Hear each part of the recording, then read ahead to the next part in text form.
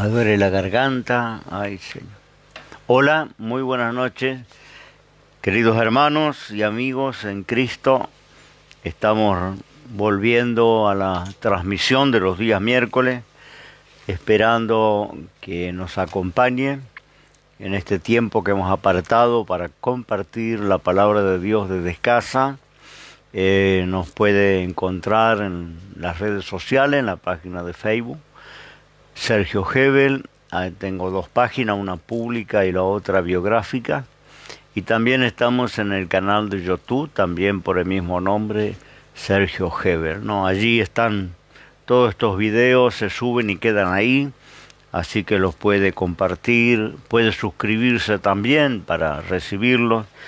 Damos gracias al Señor, hasta aquí nos tiene ayudado el Señor, y tenemos hermanos de nuestras congregaciones, nos están acompañando en esta hora. Un abrazo para todos ellos, y estamos orando unos por los otros, agradecidos al Señor que Dios está cuidando la iglesia. Tenemos, gracias a Dios, toda nuestra hermandad cuidada. Gracias al Señor, están todos protegidos, guardados por el Señor, y esto es bueno, ¿no? Tener estas noticias de que todo el pueblo de Dios está librado de esta plaga, ¿no? Bien, vamos, la palabra que hoy voy a compartir está en el Evangelio según San Mateo, en el capítulo 27. Mientras busca, yo le he titulado a el mensaje de hoy, Custodiando Muertos, ¿no? Cuidando algo que a veces no existe o a veces nunca existió, ¿no? De esto se trata el pasaje que voy a compartir, que es después de la muerte del Señor, cuando dice que el gobernador, el verso 62 del capítulo 27 de San Mateo, dice que el siguiente día, después de la preparación, se juntaron los príncipes de los sacerdotes y los fariseos a Pilato, el gobernador, diciendo: Señor, nos acordamos que aquel engañador dijo, viviendo aún, después de 3 días resucitaré. Manda pues que se asegure el sepulcro hasta el día 3, para que no vengan sus discípulos de noche y le hurten y digan al pueblo: resucitó de los muertos. Será el postrer error peor que el primero. Pilato les dijo: tenéis una guardia y aseguradlo como sabéis.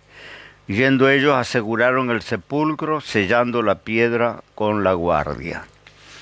Bueno, la historia dice que posiblemente los designados para esta custodia en el cementerio fueron una cantidad de soldados. Algunos dicen que fueron 100 soldados romanos. El sepulcro se sellaba con una pesada piedra que era precisamente se hacía para que esas sepulturas no fueran profanadas. Entonces, entre varios hombres corrían una pesada piedra que sellaba. Sepulturas en Oriente no eran como en Occidente, ¿no? Un hueco en la tierra, sino eran generalmente huecos en la montaña, y allí se preparaba para tumba familiar, y solía sellarse con esa piedra muy pesada que tenían que juntarse varios hombres para moverla. De todas maneras, dice que aseguró con cuerdas esta piedra y selló allí en las ataduras con el sello de Roma, para que no hubiera manera de profanar ese lugar. Y como él pensaba, suponía que quizás sus discípulos le quitaran el cuerpo durante la noche y luego dijeran que había resucitado. Bueno, este supuesto o este temor que tenían los fariseos, tenían allí también las autoridades, tanto el gobernador, va a resultar cierto, porque todos conocemos que aquella piedra luego va a ser corrida, puesta a un lado, al 3er día, y el Señor va a levantar de entre los muertos.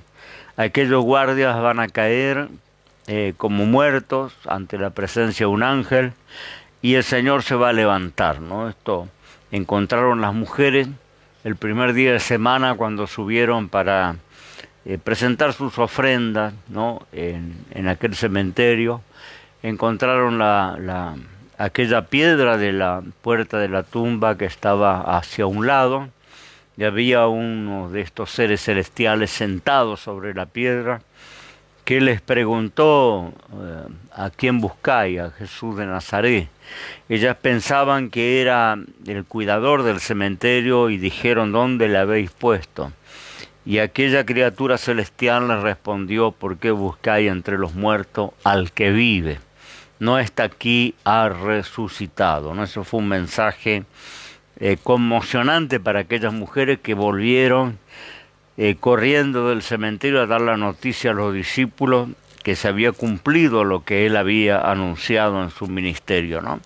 Pero vamos a lo que yo quiero centralizarme en esta noche, que es cuando muchas veces custodiamos algo que no existe. Ahí, ¿no es cierto? Creo que esto fue algo inédito, ¿no? Cuidar un cadáver y que tuviera tanta seguridad, que hubiera tantos soldados designados para cuidar un muerto que preocupaba aún después de muerto, preocupaba a las autoridades y a los religiosos. Y lo custodiaron, ¿no es cierto?, quizás esos 3 días y 3 noches, hasta que se cumplió la palabra del Señor, ¿no? Y yo decía, a veces custodiamos muertos, cosas que no existen, nos movemos mucho por supuesto. Acá las autoridades suponían, bueno, va a resultar cierto, ¿no? Suponer es dar sentado algo por cierto, algo que muchas veces no es. Y miraba en las escrituras, ¿no es cierto?, esos sentimientos que se mueven, muchas veces suponiendo, no teniendo constancia de que sea real, ¿no? Suponer es dar algo, ¿no es cierto?, por cierto, cuando muchas veces no es. Por eso decía que esto es casi inaudito, ¿no?, custodiar un muerto, que no es cierto, lógicamente no podía causarles ningún problema, pero ellos habían supuesto que algo podía ocurrir, una especie de fraude para mantener esa profecía de la resurrección o ese anuncio de la resurrección, ¿no? Yo pensaba que esta misma manera, este mismo concepto, muchas veces despierta en el ser humano sentimientos negativos, a veces los celos, a veces la envidia, el rencor, la amargura, que son virus que nos deberían preocupar mucho más que el COVID-19, porque COVID-19 ataca el organismo, el cuerpo, pero hay espíritus que atacan el alma, que son espíritus mortales. Y Jesús dejó claro: no temáis lo que matan el cuerpo, tened temor de aquel que puede echar el alma en el infierno, ¿no? Es decir, tengan temor de Dios. Y muchas veces esos espíritus, hoy miraba, ¿no es cierto?, nuevamente una noticia de violencia de género, un hombre con esposa, con hijo, que terminó prendiendo fuego a su propia casa. Bueno, todas estas situaciones, estos sentimientos, ¿no es cierto?, negativos, que muchas veces se basan en suposiciones, ¿no? Porque los celos muchas veces no tienen una prueba legítima, es una suposición. Yo supongo que me engaña, yo supongo que tiene una relación clandestina, pero muchas veces no hay constancia de esto. Es una forma que el enemigo trabaja en las emociones humanas y lleva muchas veces a muerte, a destrucción, a cosas como la que vemos en las noticias, ¿no?, terribles. A veces, ¿no es cierto?, la expareja que masacra a su compañera por dice qué, porque generalmente no hay constancia, vuelvo a decir, de lo que suponemos, ¿no? Acá el gobernador, los fariseos, los religiosos suponían algo que iba a pasar, que no pasó, porque no era la idea de los discípulos del Señor hacer un fraude, ¿no es cierto?, para mantener algo.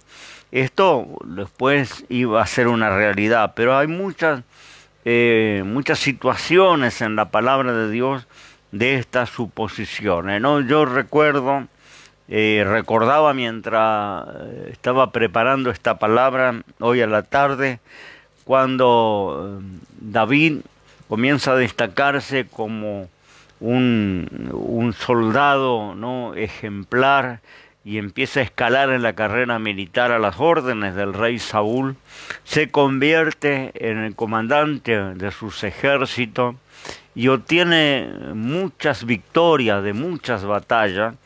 David peleó muchas batallas. Recordemos que cuando él quiso edificar el templo para Dios, Dios no le permitió, porque Dios mismo le da la razón. En su vida había derramado mucha sangre. Le dijo Dios: tu hijo Salomón va a edificarme templo. Tú prepara todos los materiales.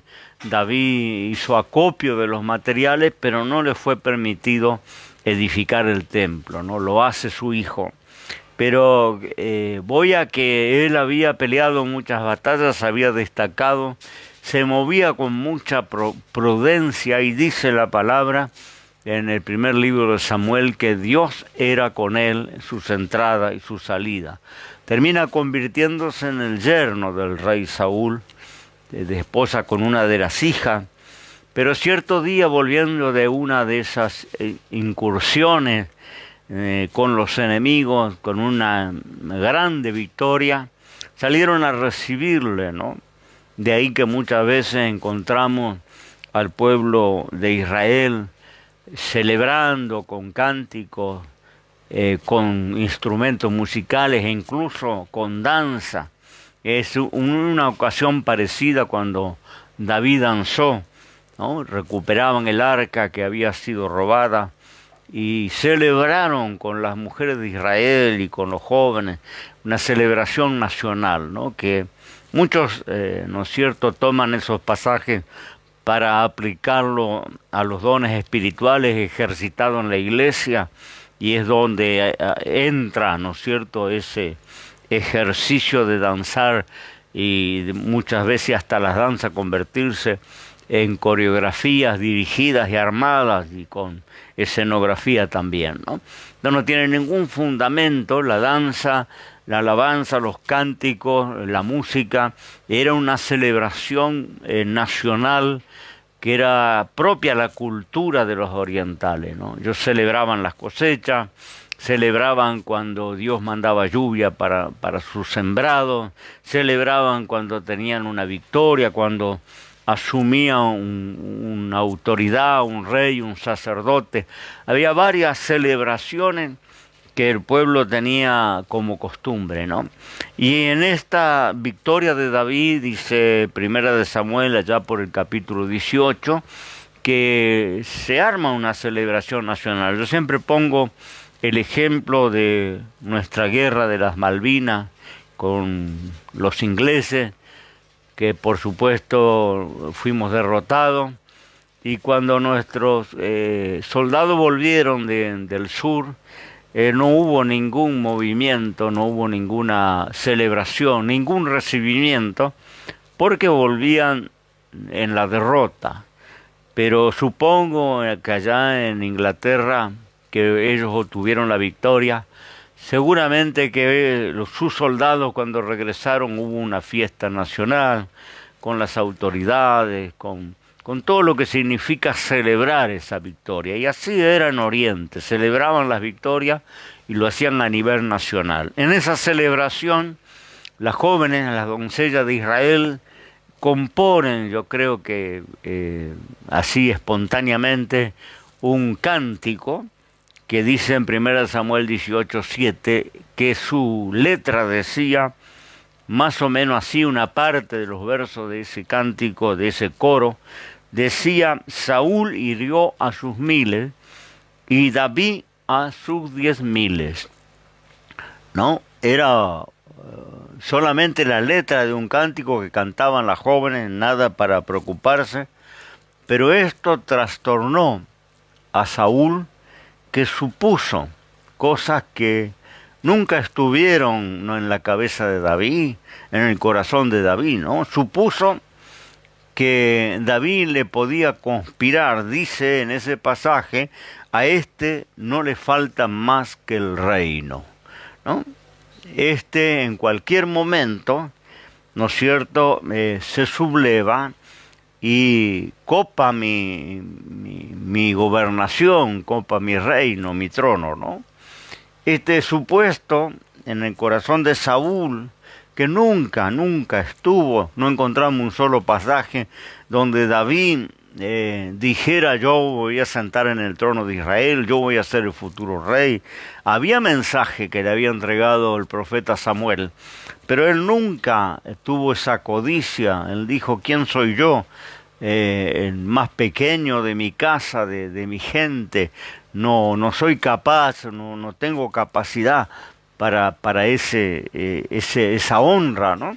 No hubo nunca esa idea, pero se llenó de celo, de temor el corazón de Saúl, y de ahí comienza una persecución feroz. Se tiene que exiliar para salvar la vida. Pretende Saúl matarle en varias oportunidades. Cierta vez tuvo que pegar un salto a un lado porque le lanzó una lanza para atravesarlo en el palacio. Y a partir de ahí comienza el rey obsesionado para eliminarlo. Mueve sus tropas, abandona el palacio, abandona su gobierno, solamente para buscarlo a David. David no tenía fuerza militar. Cuando él se exilia, cuando él escapa, ¿no es cierto?, sin nada, no hace una sublevación, no tiene gente que le acompaña en una futura revolución. Él se va sin nada, se junta con algunos mendigos y gente que también estaba, ¿no es cierto?, relegada de la sociedad, se juntan con él, vagabundos, pero él no inicia una revolución, él se va sin nada, y Saúl llega a abandonar el gobierno en la obsesión de encontrarle y de matarle. Todos conocemos la historia, por un supuesto, porque nunca pasó en el corazón de David la idea de ocupar el trono, ¿no? Y ocupó el trono por voluntad de Dios, a disgusto, no era su deseo. Su deseo era desempeñarse como un soldado de Saúl, que siempre obedeció y honró al rey, pero Dios en sus planes lo quiso colocar en el trono y Saúl fue desechado. Conocemos la historia. Pero voy a lo que me ocupa en esta noche, ¿no? Ese supuesto de Saúl le hizo ver fantasmas donde no había. Es una forma metafórica custodiar, ¿no es cierto?, muertos, ¿no? Algo que no podía perjudicarle. Él estaba tan afligido y tan ocupado que llegó a descuidar el trono, y cuando él andaba en la persecución, los enemigos, los filisteos, avanzaron contra Jerusalén, y se le dio el aviso porque él andaba por las montañas, por los desiertos con sus tropas, buscándolo a David, que David en una oportunidad le dice, ¿por qué mi rey, mi señor, persigue a una pulga como yo? David se reconoce una pulga delante del poderío, ¿no?, y que tenía la autoridad que tenía Saúl como rey de Israel. Dice, ¿por qué mi señor persigue a una pulga, a un perro muerto como yo? ¿No? Porque no le significaba ningún peligro. Pero eso es supuesto que hizo que Pilato derivara una cantidad de soldados para custodiar en el cementerio un cadáver, que hizo que Saúl por años persiguiera a David, obsesionado para matarlo, hace lo mismo, sucede a veces en el seno familiar cuando entran los celos, a veces, ¿no es cierto?, también fundamentado en su puesto, porque le miraste, porque le rozaste la mano, encontró un mensaje, qué tenés que ver, cuál es el interés, y comienza toda una situación que muchas veces va a desencadenar en ruina, en dolor y hasta en muerte, como estamos viendo el tema de la violencia de género, ¿no? Los celos generalmente se fundamentan en su puesto, y esos celos a veces también son celos que entran, celos ministeriales, ¿no? Porque en la figura, en el simbolismo, Saúl tenía celos ministeriales por David. Él pensaba que Dios apoyaba más a David y que David podía llegar a ocupar su lugar, que seguramente iba a ser más bendecido que él. Y toda esa suposición le lleva a él a tener esos amargos celos ministeriales. Y eso pasa en las iglesias, ¿no? A veces nos movemos y manifestamos sentimientos basados en suposiciones. No tenemos constancia que es así, pero suponemos, ¿no? Supongo, ¿no?, que el hermano tiene algo contra mí porque no me saludó, ¿no? Me miró mal, me contestó mal. Yo suelo decir cuando me traen esos conflictos, pero ¿no pensaste que a lo mejor haya tenido un mal día? ¿No pensaste que quizás tenga problemas particulares que no conocemos y que muchas veces no está de humor para contestar bien o para saludar amablemente? Y de repente, ¿no es cierto?, la reacción es: no, tiene algo conmigo, ¿no? Y ya se armamos toda una película, ¿no?, con varios capítulos y hasta con principio y final, ¿no? Cuando en realidad no. A mí me ha pasado venir, hermano, si el hermano, quiero pedirle perdón, yo estaba ofendido con usted. Yo no tenía idea. ¿Y por qué? No, porque aquel día así. Mirá, discúlpame, yo no tenía ni idea. Muchas veces la persona, ¿no?, como era David no tenía idea por qué Saúl lo perseguía. Y yo creo que cualquiera discípulo del Señor que viera ese movimiento en el cementerio de todos esos guardias armados, quedando allí días y noches, custodiando un cadáver, tampoco habrán tenido idea de por qué motivo se estaba movilizando el gobierno a hacer esa custodia. Eso era algo que había pasado internamente, esa conversación entre los sacerdotes, los fariseos: van a robar el cuerpo y van a decir que resucitó. Esa era una conversación que la mayoría no conocía. Entonces me imagino a los que no conocían esas internas pensando: ¿qué es esto? Nunca se vio. Nunca, no hay antecedente de que el gobierno haya movilizado esta cantidad de tropas para cuidar un muerto, ¿no? No había antecedente tampoco que un rey con todo su poderío saliera a buscar, vamos a decirlo así, un vagabundo, porque David no tenía nada para enfrentar semejante poder. Sin embargo, por la suposición de que se inician esas persecuciones, nacen los odios, nacen las envidias, y esto pasa en el seno de la iglesia también. No tenemos el valor de ir a enfrentar y decir: ¿qué pasa, hermano? ¿No? Porque me pareció, ¿no?, tal cosa. Como dice la palabra, como nos enseñó Jesús: si tienes algo con tu hermano, deja tu presente en el altar y ve y ponte de acuerdo con tu hermano y luego venga y ofrezca. Porque no podemos ofrecer ningún presente teniendo rencores, amarguras, celos, envidia. Entonces el Señor es práctico, dice: vaya y enfrente.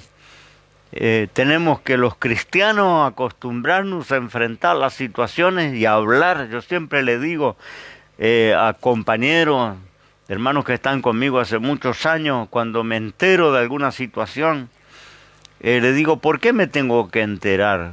¿No? Por los costados, ¿no es cierto? Por los rumores. ¿Por qué si somos compañeros no hablamos? ¿Por qué no venís y me visitás o me pedís que yo te visite? Nos sentamos y conversamos y ponemos todo arriba a la mesa, ¿no? Y no nos movemos en supuestos, porque vemos la ruina de estos supuestos que va a terminar con la ruina de Saúl, no va a terminar con la ruina de David. Y generalmente el que almacena celos, odio, envidia, amargura, es el que se va a la ruina. No, hay personas que ni se enteran, ¿no? De todas esas emociones negativas que generan o se generan en otros corazones, ¿no? No nos enteramos. No nos enteramos porque no tenemos parte en el asunto, no lo hemos causado. Es casi gratuito, podemos llamarle. David fue perseguido a la muerte gratuitamente, ¿no?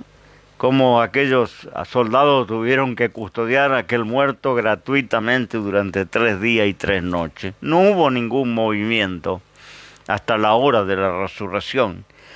Esto lo vemos en toda la historia bíblica. Miraba también en aquellos mellizos, Jacobo y Esaú, que por años, hermanos, que por años no tuvieron relación, por años estuvieron enfrentados, enemistados, años, más de 21 años tuvieron sin verse las caras, simplemente porque, bueno, parece que los padres ahí tenían que ver con el asunto, los padres habían hecho favoritismo, el padre era Isaac, la madre era Rebeca, y dice que Rebeca amaba a Esaú, prefería a Esaú, a su hermano, prefería a Jacobo, perdón, a su hermano Esaú, y el padre prefería a Esaú, porque Esaú era compañero de casa, más le gustaba más la vida del campo, las cacerías, las excursiones que hacía con su padre, era más compañero. Entonces el padre se inclinó por Esaú y la madre se inclinó por Jacob. Y ese favoritismo que hicieron los padres, que luego se iba a repetir en la vida de Jacob, porque cuando Jacob ya maduro tiene su familia, él es padre de 12 hijos, y entre esos 12 hijos, él va a hacer lo mismo que hicieron con él. Él va a preferir a uno, que dice le nació en la vejez. Todos conocemos la historia bíblica, está en Génesis capítulo 27, ¿no? Él tiene un hijo al cual le pone por nombre José, todos conocemos la historia, que va a hacer que los 11 hermanos le aborrezcan y hasta planeen su muerte. Es este José que es vendido a los mercaderes como esclavo y va a parar a Egipto, ¿no? Simplemente porque los hermanos le tenían envidia, porque el padre le amaba más, le prefería, le consentía más que al resto, ¿no? A veces los padres cometen esos perjuicios, y cuando se comete ese perjuicio a veces se repite la historia, ¿no? Ese perjuicio había separado a aquellos 2 hermanos, Jacobo y Esaú, por muchos años, y hasta uno de ellos había planeado la muerte del otro, ¿no? Y ahí lo encontramos, después de no verse aquellos 2 hermanos por más de 20 años, encontramos que se prepara un encuentro en el camino, y cuando se prepara ese encuentro, le dan noticia a Jacobo, tu hermano Esaú está viniendo, pero no viene solo, hay una compañía de gente que está con él. Hay más de 400 hombres que le acompañan. De ahí encontramos nuevamente el supuesto, ¿no? Jacobo supuso, porque aquel Esaú había prometido vengarse, entonces supuso que su hermano venía por su cabeza, ¿no? Y no fue así, fueron supuestos, porque cuando se encuentran, en el desierto, estos dos varones terminan llorando y abrazándose, reconciliándose. Todo aquella rencor quedó en el pasado, se abrazaron, se olvidaron de lo que había sucedido y lo había distanciado por tantos años, ¿no? Quiere decir que como cristianos no podemos movernos en su puesto. ¿Y por qué toco este tema? Porque en estos días de la pandemia nos movemos con muchos supuestos, ¿no? Incluso la Iglesia del Señor, yo escucho las cosas más asombrosas de parte de los mismos creyentes, los mismos líderes cristianos, ¿no? Encuentro cada cosa asombrosa. Por eso tenemos líderes cristianos rompiendo la cuarentena, no obedeciendo las leyes, porque por ahí se dice que es una conspiración, ¿no? A nivel mundial, donde está involucrada la Organización Mundial de la Salud, el nuevo orden mundial, lo involucraron a los varios gobernantes de las naciones del norte, a Bill Gates, que es uno de los hombres más ricos de la tierra, lo involucraron en esa confabulación para colocar una marca, un control, para vender una vacuna, una cuestión comercial. Bueno, yo no sé de estos asuntos, pero cuando investigamos, cuando preguntamos, cuando queremos averiguar, ¿no?, la raíz de estos supuestos, no quedamos solamente con eso, son suposiciones. No hay ninguna constancia de que sea así. Y como Iglesia del Señor no nos podemos mover en suposiciones, no podemos tomar decisiones en las suposiciones, porque es lo mismo que le estoy diciendo, ¿no? Si un matrimonio va a comenzar en una carrera de celos enfermizos por suposiciones, sin tener pruebas, ¿no?, esto va a llevarle a la ruina, y quizás sin ningún justificativo, sin ninguna veracidad. Va a terminar trayendo dolor, ruina, quebranto, amargura del corazón, sin justificativo. ¿Cuántas enemistades que surgen por dice qué? ¿Cuántos hermanos que se han ido de las congregaciones, se han retirado de las congregaciones por dice qué?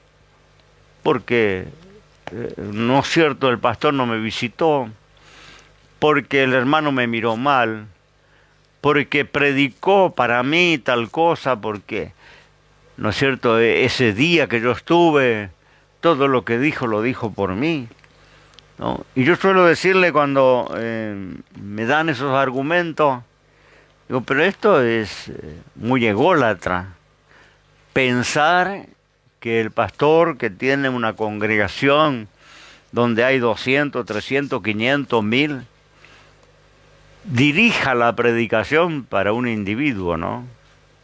Esto es muy ególatra, tiene que ver mucho con el ego, ¿no? Yo creo que cuando predicamos para todo, y el que le quepa el saco que se lo ponga. Es como cuando yo escribo en las redes, hay gente que me dice, pero usted, hermano, lo que escribe para su hermano. Yo no escribo para mi hermano, ni escribo para nadie en personal, en particular. Ahora aquel que le quepa el sayo, como dice, ¿no es cierto?, el refrán popular.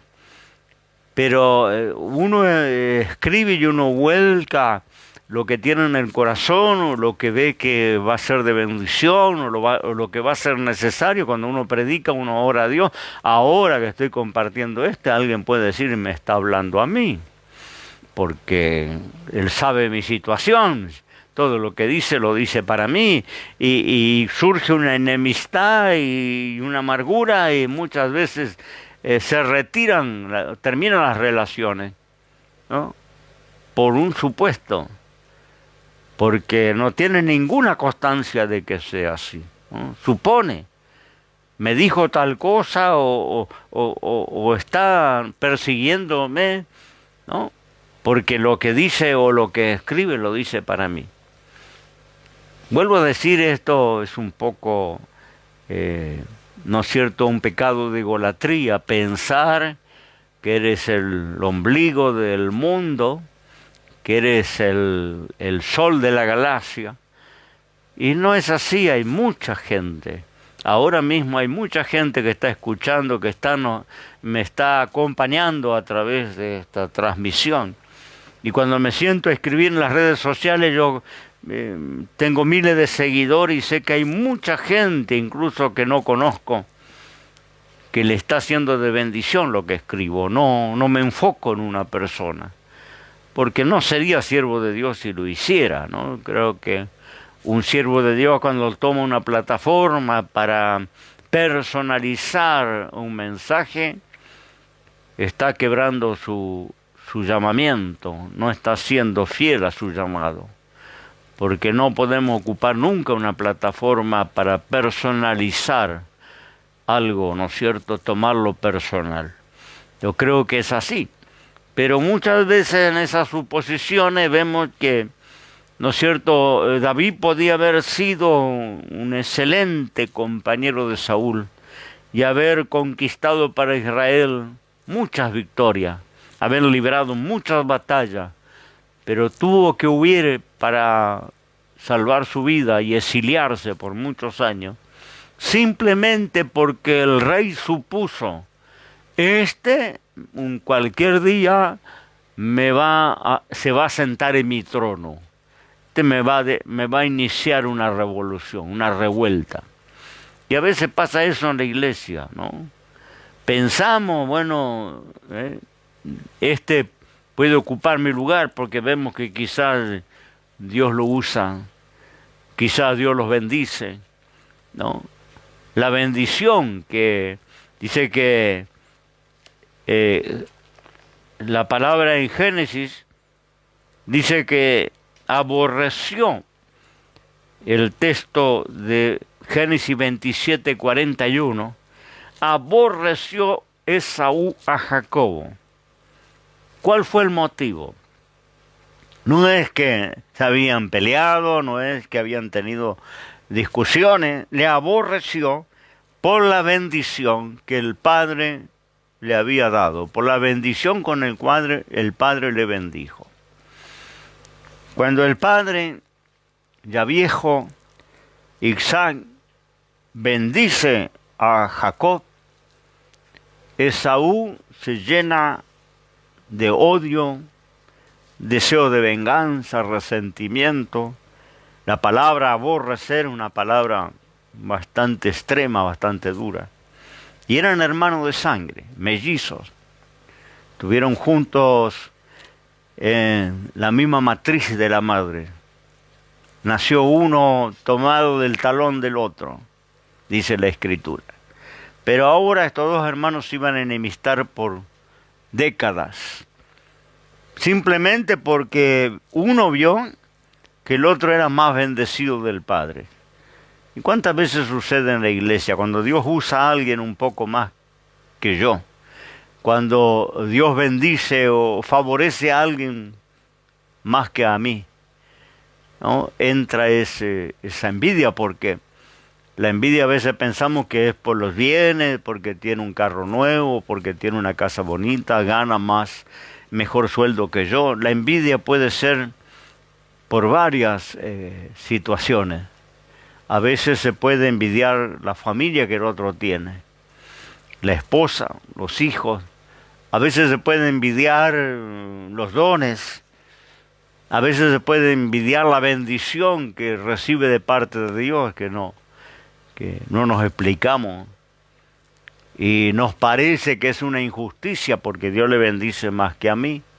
Dios le usa más que a mí, y entra ese sentimiento de celo, de envidia que le entró a Saúl, que le entró a Esaú, que entraron con varios hombres en la historia bíblica, que llegaron a enemistarse con quienes podían ser sus compañeros, quienes podían ser sus ayudadores. Recordaba cuando Bernabé y Saulo son apartados para la obra misionera. Todos conocemos esa historia, ¿no? Cuando todavía Pablo no se llamaba Pablo, era conocido por Saulo, había entrado a congregar en la iglesia de Jerusalén, se sujetó, le recibieron a duras penas, y después de perseverar y estar allí en sujeción, el Espíritu Santo dijo en un ayuno donde estaban reunidos: apartadme a Bernabé y Saulo para la obra que le he llamado. Es cuando lo apartan a la obra misionera, le imponen las manos y lo envían y salen a la obra misionera. Pero Pablo no era Pablo todavía, era compañero de Bernabé. Y en esos viajes misioneros después la historia va a cambiar, porque Dios va a usarlo mucho más a ese Saulo, y Bernabé va a tomar el segundo lugar. No había esos sentimientos de celos ministeriales en aquellos hombres. Bernabé entiende que Dios le utiliza, le da más sabiduría a aquel Saulo. Y después vamos a encontrar en el libro de los Hechos que ya la Biblia no dice Bernabé y Saulo. La Biblia dice Pablo y Bernabé. Saulo se había convertido en Pablo y Bernabé ahora era compañero, ya no era el que lideraba el grupo misionero, no era el que acompañaba. Y Bernabé quiere decir hijo de consolación. El nombre verdadero de él era José, ¿no? Pero los apóstoles le cambiaron por Bernabé cuando él le donó unas propiedades para la obra del Señor. Entonces le pusieron hijo de consolación.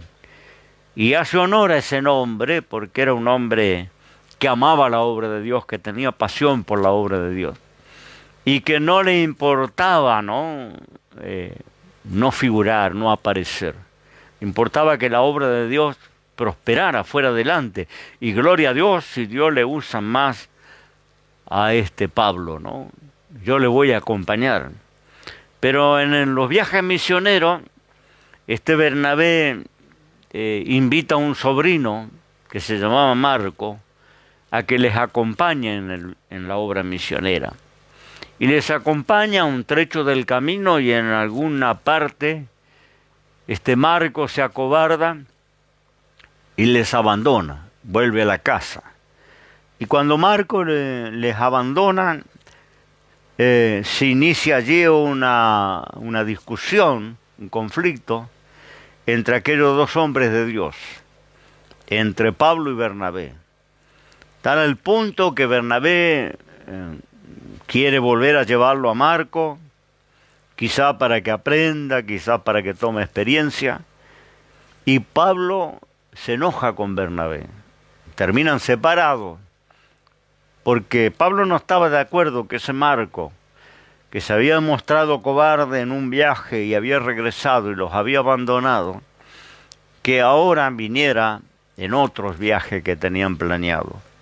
Llegan a enemistarse y a separarse, Pablo y Bernabé, por este muchacho, por este sobrino de Bernabé que se llamaba Marco. Y de repente encontramos allá Pablo, cuando ya está prisionero, encarcelado.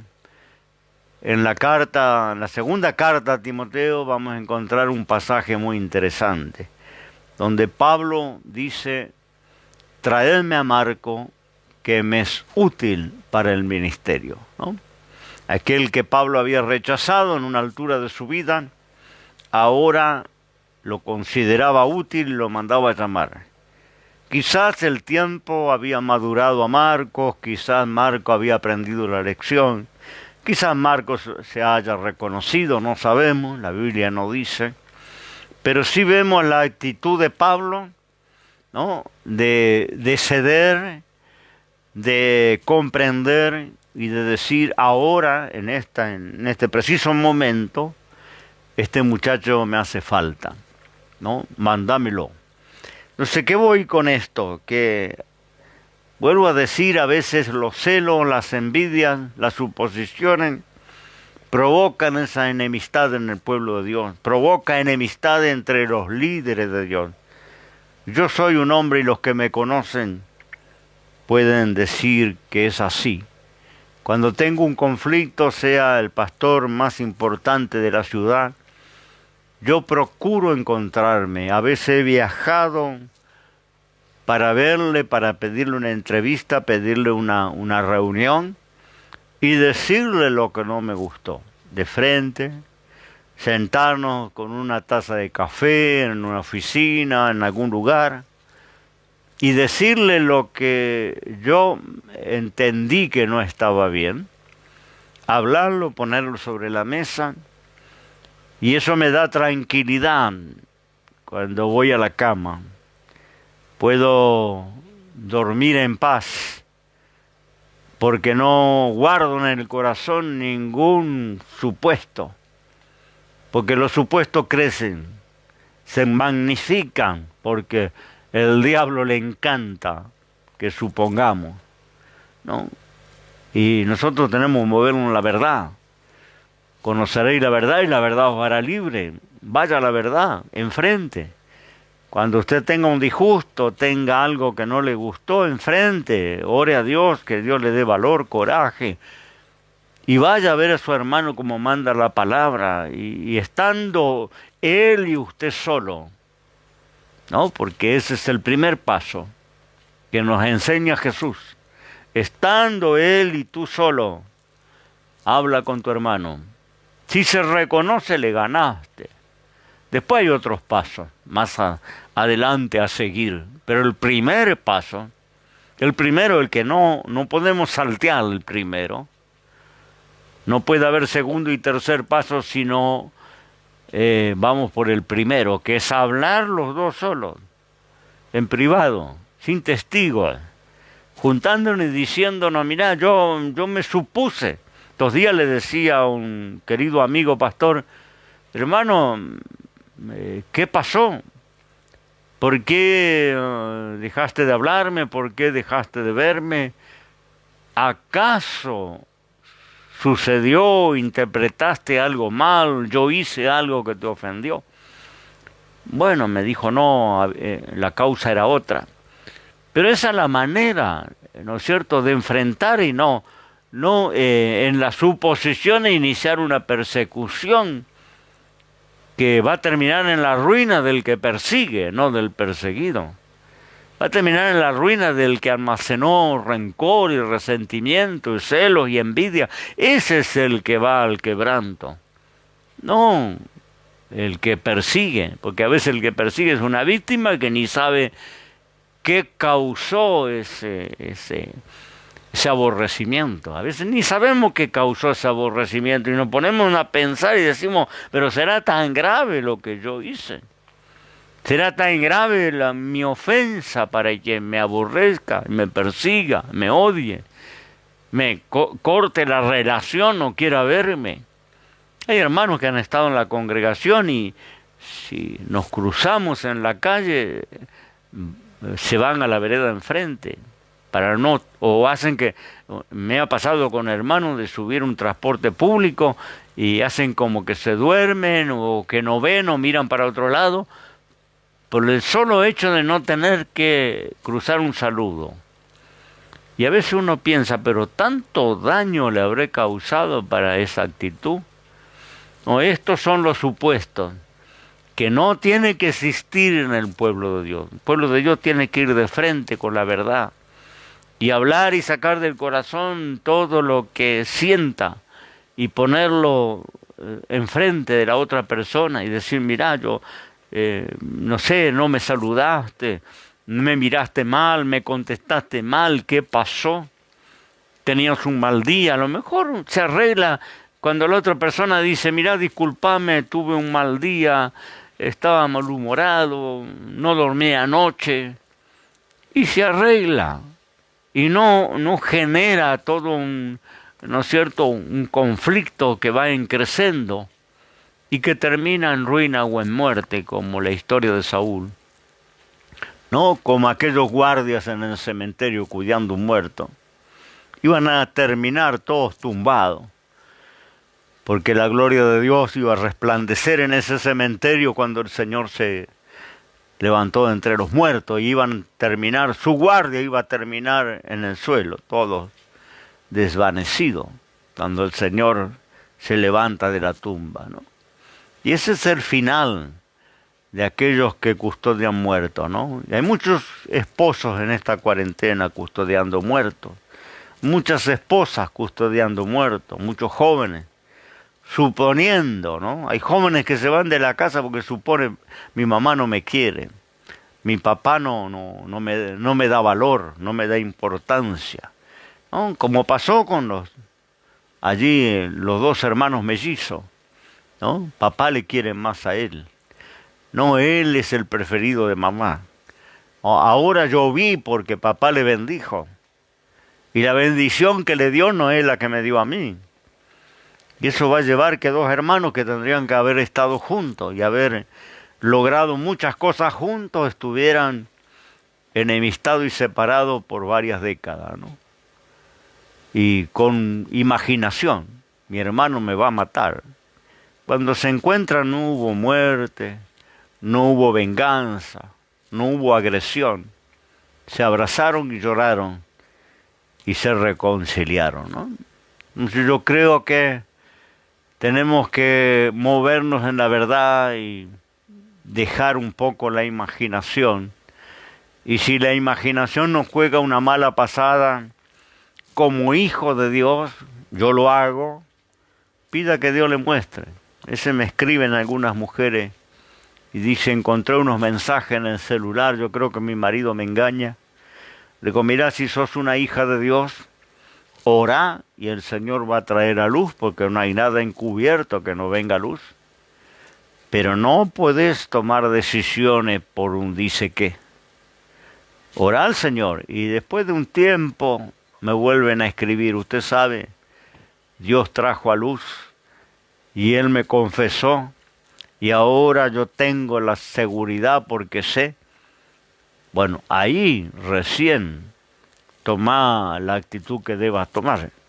Pero no por suponer, porque eso lleva a la ruina, se supone. Yo creo que muchos esos asesinatos que está habiendo en la violencia de género entre parejas, mucho tiene que ver con suposiciones, supongo, ¿no?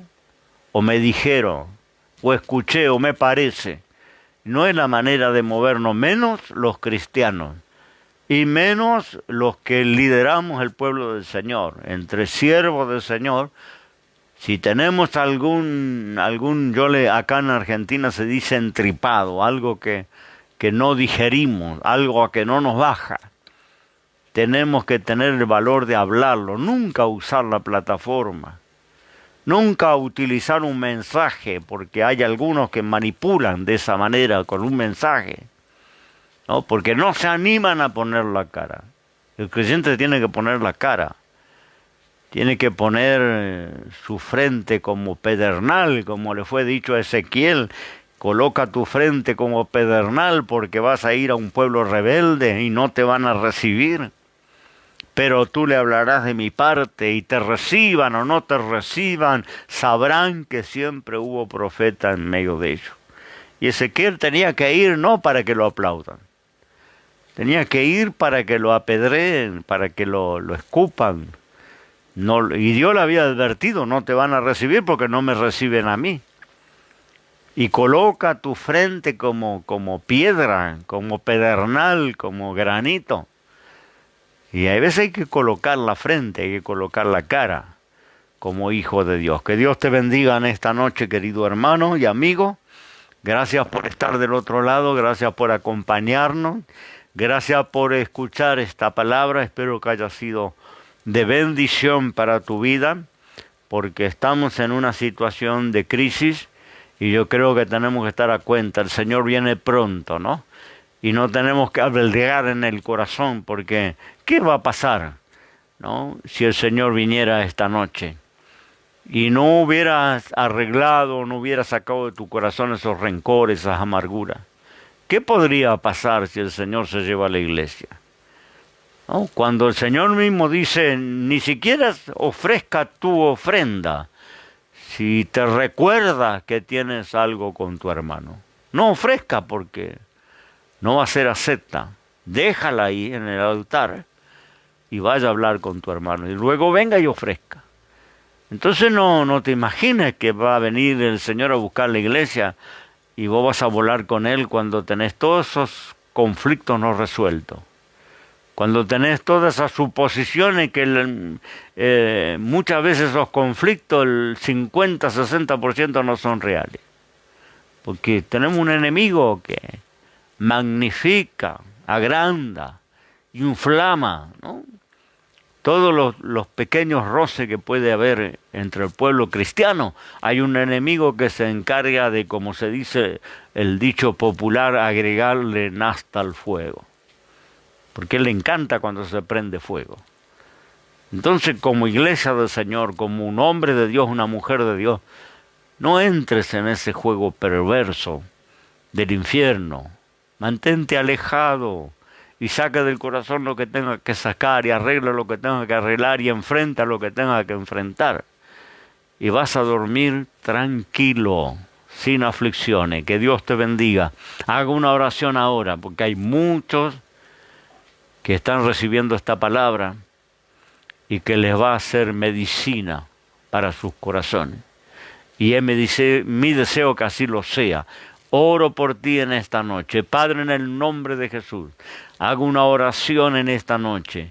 Señor, por mis hermanos que están acompañándome, que hay muchos con conflictos, Señor, con cuestiones que nunca han podido resolver y se han cambiado de congregación y han ido a otras congregaciones y se han dado cuenta que los conflictos vuelven a aparecer una y otra vez, porque nunca han resuelto aquellos que originaron, Señor, esos rencores, esas amarguras que no le dejan tener salud espiritual, no le dejan crecer, madurar en las cosas espirituales. Yo te pido por ellos, en medio de esta crisis que estamos viviendo, a donde tu venida está a las puertas, donde pronto vienes a llevar la iglesia y vienes por un pueblo que está preparado, una novia que se ha aparejado, que sus vestiduras no tienen mancha ni arruga ni cosa semejante. Señor, una iglesia pura, una iglesia vestida de vestiduras blancas.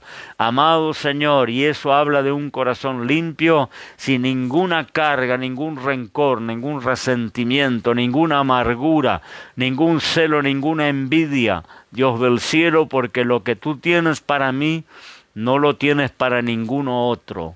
Así es, Señor, tu voluntad, y yo acepto esa voluntad, y cada uno debemos aceptar esa voluntad. Te pido ahora, Señor, que sigas guardando a tu pueblo, en medio de esta cuarentena, protegiendo de esta plaga a cada uno de tus hijos en el lugar que se encuentre.